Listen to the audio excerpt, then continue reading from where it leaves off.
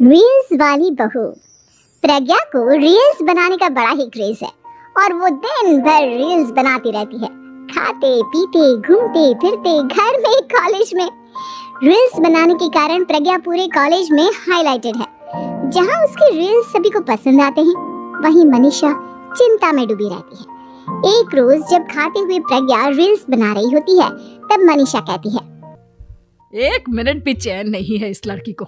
ये नहीं कि खाना तो आराम से खा ले, लेकिन नहीं, अरे थोड़ी देर रील्स नहीं बनाओगी तो आसमान नहीं टूट पड़ेगा। अरे मम्मी, इसी को तो कहते हैं डिटर्मिनेशन। तुम नहीं समझोगी ये सब।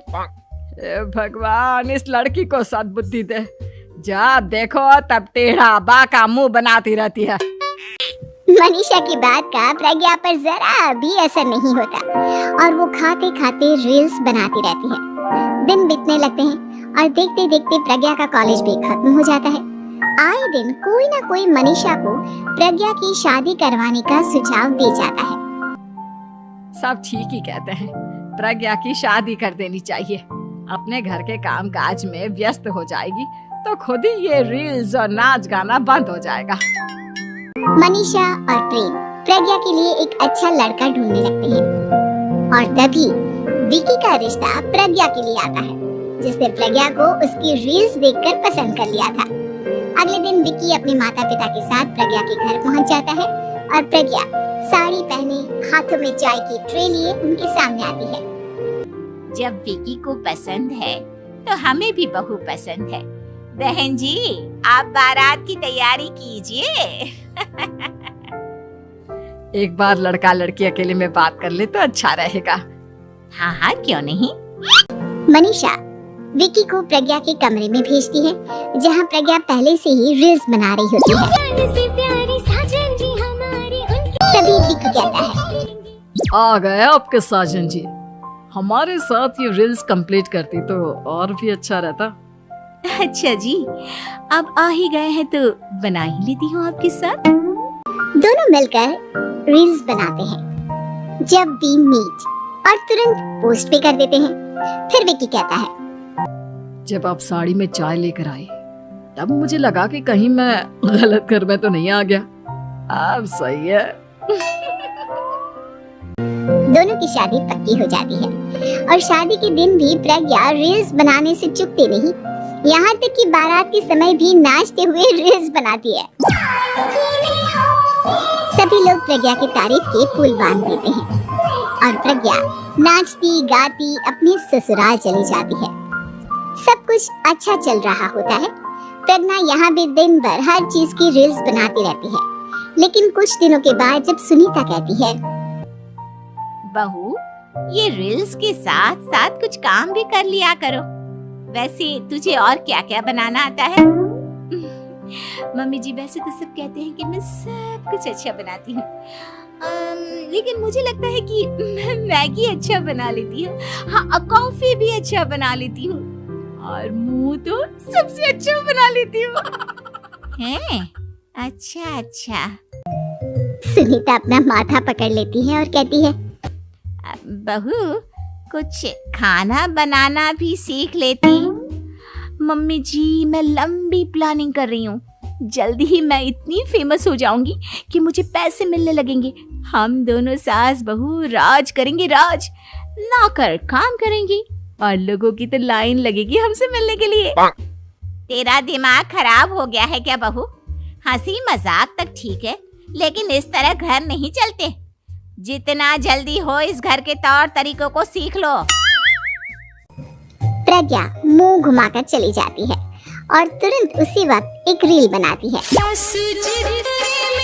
ये देख सुनीता का गुस्सा 7वें आसमान पर चला जाता है और विकी के घर आते ही सुनीता उसे सब कुछ बताती है।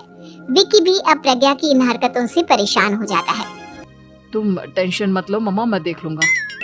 विकी कमरे में जाता है तो देखता है कि प्रज्ञा रील्स बना रही है।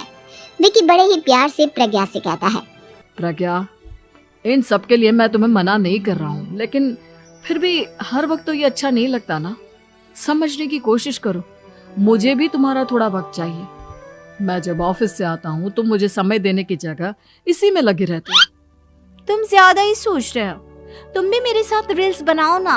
तुम्हें भी बहुत अच्छा लगेगा। तुम्हें इज्जत से कोई बात समझ में नहीं आती क्या? दिमाग खराब हो गया है तुम्हारा इस चकाचौंध से। अगर तुमने अपना रवैया नहीं बदला तो मैं तुमसे दूर चला जाऊंगा। तुम ही रिश्ता लेकर आए थे, मुझे लड़कों की कमी नहीं थी और ना आज है। विकी दरवाजा पटककर चला जाता है। धीरे धीरे विकी प्रज्ञा से दूर होता जाता है। एक रोज मनीषा प्रज्ञा के ससुराल उससे मिलने जाती है। तब सुनीता उससे कहती है, बहन जी अब आई हैं तो कुछ दिन यहाँ रहकर जाइएगा, आप ही का घर है।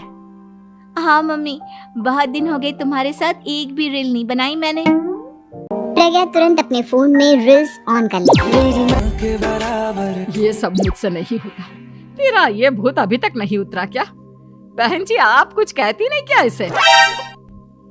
जब आप ही कुछ नहीं कर पाई तो मैं कर ही क्या सकती हूँ। सास तो वैसे ही बदनाम है। शाम को घर की लाइट चली जाती है और मनीषा प्रज्ञा से कहती है, मेरे घुटनों में बहुत दर्द हो रहा है, तू लाइट का कुछ इंतजाम करना बेटा। अच्छा कैंडल जला देती हूँ मम्मा। प्रज्ञा गाते हुए कैंडल जलाती है और खिड़की के पर्दे के पास रख देती है। मनीषा जिसे बहुत दर्द हो रहा है वो सो जाती है और प्रज्ञा हमेशा की तरह अपने रील्स में लग जाती है। उधर कैंडल की वजह से पर्दा आग पकड़ लेता है और मनीषा के कमरे में आग लग जाती है। बचाओ, कोई है बचाओ।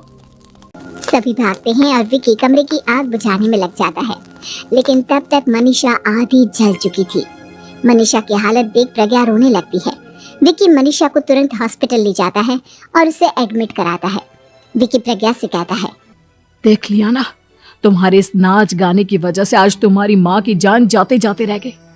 अब पता नहीं तुम और क्या चाहती हो। उधर डॉक्टर कहते हैं, इनकी हालत बहुत नाजुक है, आधे से ज्यादा जल चुकी है।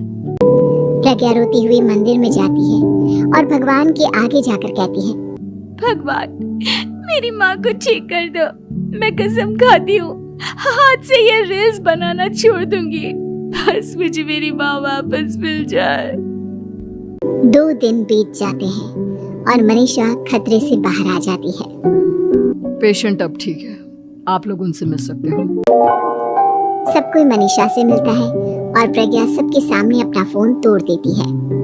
मुझे माफ कर दो मम्मा, मैंने तुम लोगों की बातों को नजरअंदाज किया।